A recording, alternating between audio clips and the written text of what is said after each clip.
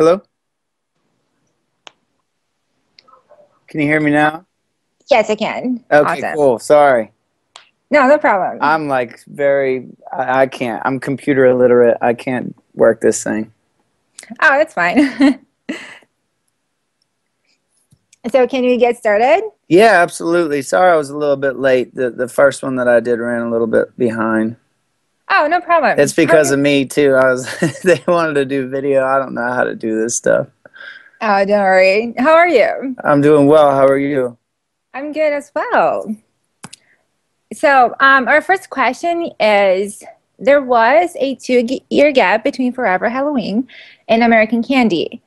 And just like the other records, this album is very different from the previous one. What was the reason behind this change? As far as the time elapsed goes, I think that we just tried to do our best to get Forever Halloween into the hands and into the ears of as many people as we could, because we felt so strongly about the way and the manner in which it was recorded, because we did it all live and did it together. So I think there was a lot that we wanted to talk about and a lot we wanted to share about the album. And I think kind of being independent and unsigned, it's more about kind of the guerrilla approach of, as far as like, you know, getting out on the road and talking to people about the record. So I think that the time was due to that. But I think that with the new record, I think it was just really important for myself to be in a better place mentally. I started to hear from a lot of people like the "Are you okays" and "Hey, what's the matters" and all that stuff. And for me, that had a pretty big effect on you know, kind of looking into the mirror and doing a little introspection and actually addressing, you know, where I was mentally. So yeah, I mean, I did take some time for myself and try to figure things out. And I kind of realized that it's important to be optimistic because it's so easy to be on the opposite and to be cynical. So yeah, I mean, I just wanted to promote positivity and good energy with this record.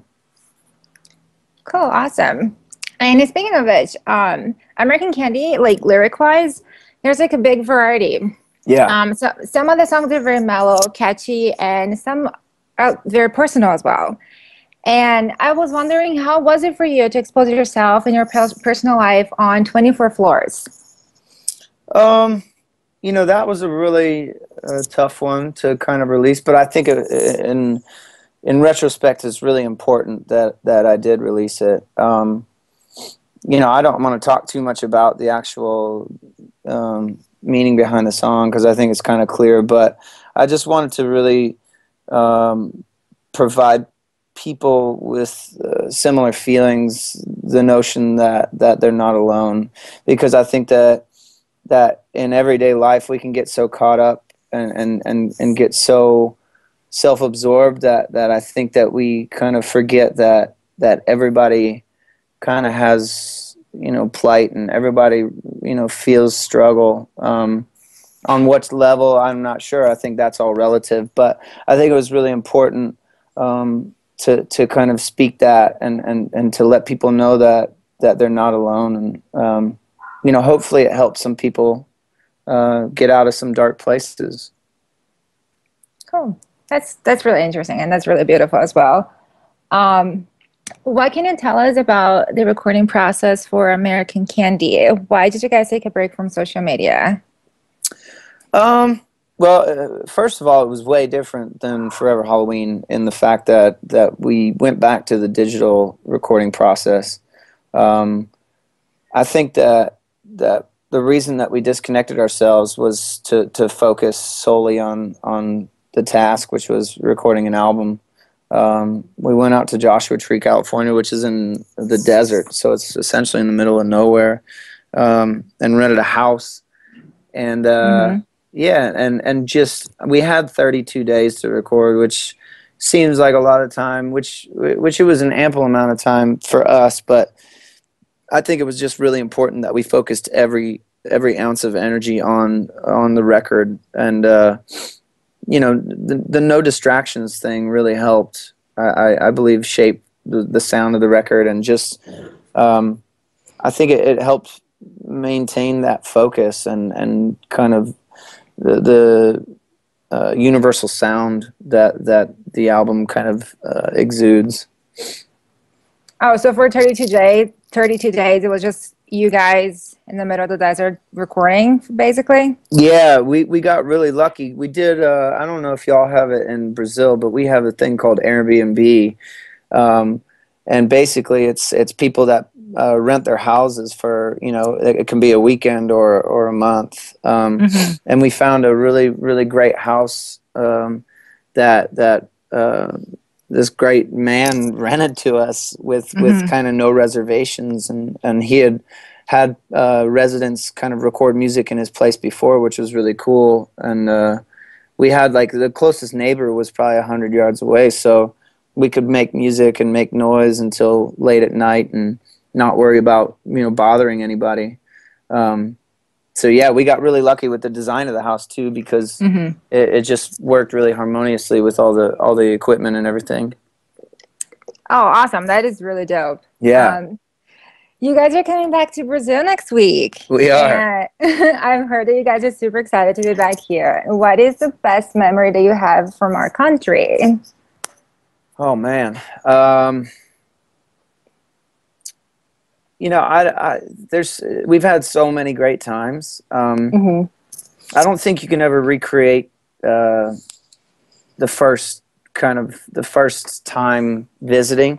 But fortunately for us, every time we've visited again, it's been exponentially crazier. So, you know, I'll always remember flying in for the first time and just being in the air and seeing the city, and you know, only seeing a place in pictures never does it justice. So, you know, just kind of, I don't know, realizing we were about to land in a place that we would have never been able to visit had it not been for music. And I think that's something really special. And you know, I can't wait till we get on that plane Tuesday and do it all over again. So I think with each kind of return visit, you become more and more comfortable and more, I don't know, more excited in a sense that you want to figure out more about the culture and figure out and honestly see people that will have seen for the fourth time. So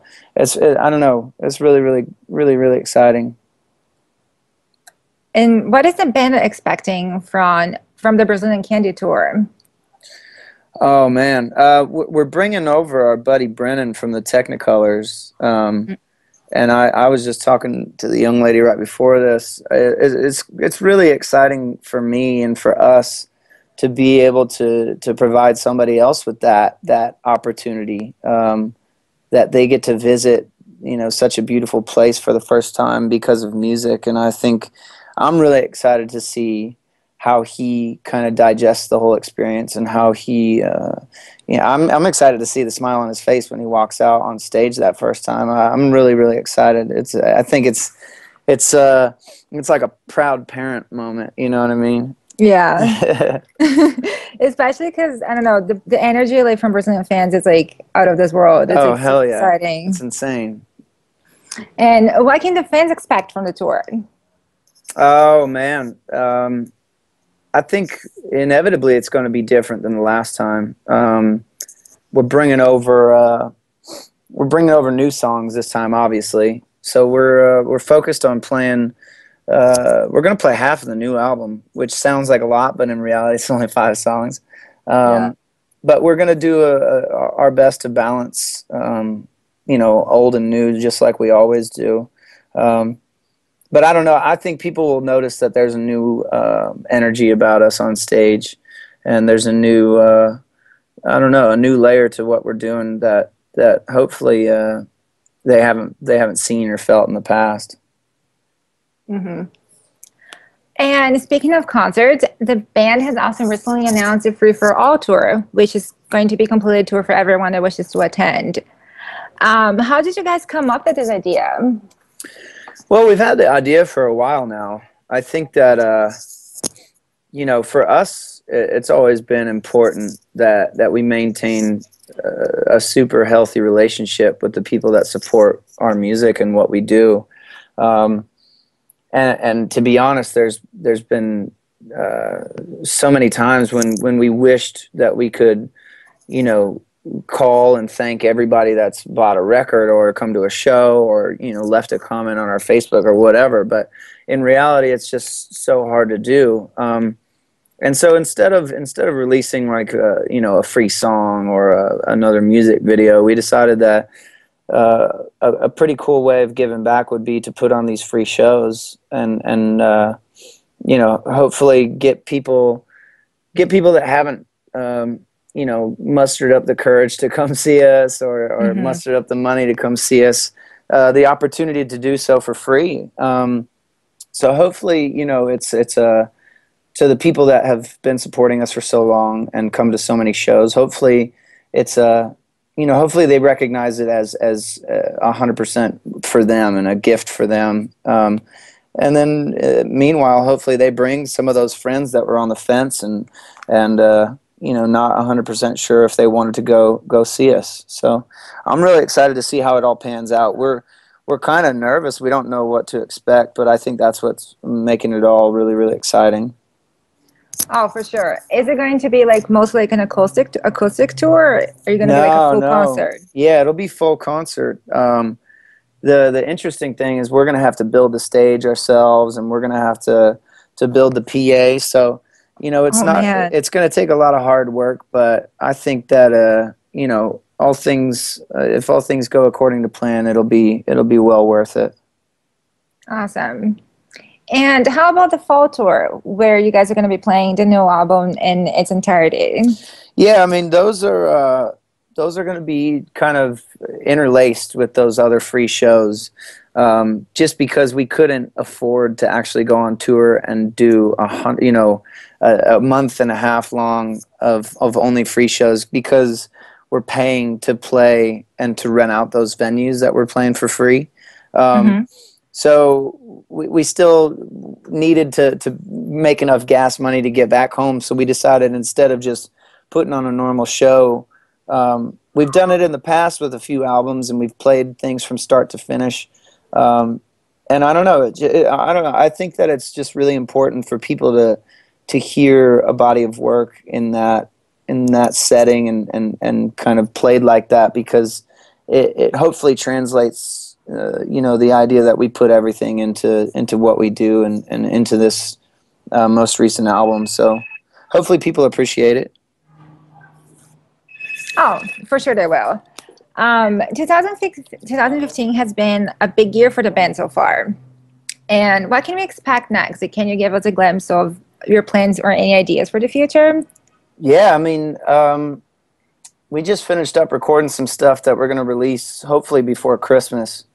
I can't really go into too much detail about it because it's supposed to be kind of a cool secret. But people can expect some new music. Our friends across the pond can expect us to announce some stuff here soon. I know people in Europe and the UK have been pissed off at us because we have announced all these other dates except for their cities and their countries. So we're going to be on the road, and hopefully, you know, I think in a perfect world, I think it would be amazing to visit Brazil again in 2016. You know, if all goes according to plan. Hopefully it'd be a cool send off before we go record whatever the next one's going to be called. So I don't know. We're doing. I mean, at some point we're probably going to do a re-release of the album and record some of the extra songs that didn't make the cut. So yeah, there's going to be new music. I think if anybody has followed us for a while, and especially the past 3 records, I think they'll know that we don't like sitting still. We like to be out on the road, and when we're at home, we like to be recording. So people can always expect some new songs and new tunes to vibe to, and hopefully new shows announced to go see us at. Oh, awesome. And well, the band has been together for 8 years now. Yeah. What can you tell us about your journey so far? Oh man, it's been one of the most humbling and amazing experiences of my life. I feel like I've grown up on the road, and I've grown up as a man the past 8 years. I don't know. I'm forever grateful for the opportunity that people have given me to make music and to play music and to create music for a living. I think that I don't know, expression is, you know, the most beautiful thing that you can be gifted, and for people to still care what we have to say and what I have to say this long into it, I think that's something that I'll never be able to repay. But you know, hopefully just through our music and just through, you know, how we carry ourselves and what we do, hopefully that's, you know, that's apparent. Mm-hmm. Awesome. And well, to wrap it up, do you have anything special to say to the Brazilian fans? We will be sharing this little bit of audio with them, so you can get creative or cautious, I guess. I would attempt my weak attempt at saying something in Portuguese, but I'm terrible. I'm terrible with computers, and I'm terrible with other languages. But all I can say is we're extremely, extremely excited to come back over. We can't thank everybody there enough for the support and for allowing us to come back over for a fourth time. And to all the people that we can't visit at this point, we're just, you know, hold tight. We're trying to make our way all around. So we love y'all, and hopefully if we don't see you this time around, we'll see you next time. Awesome. Thank you so much for your time and for talking to us. Thanks a lot. That was awesome. You guys have a great weekend, all right? You too. All right, hopefully I'll talk to you soon.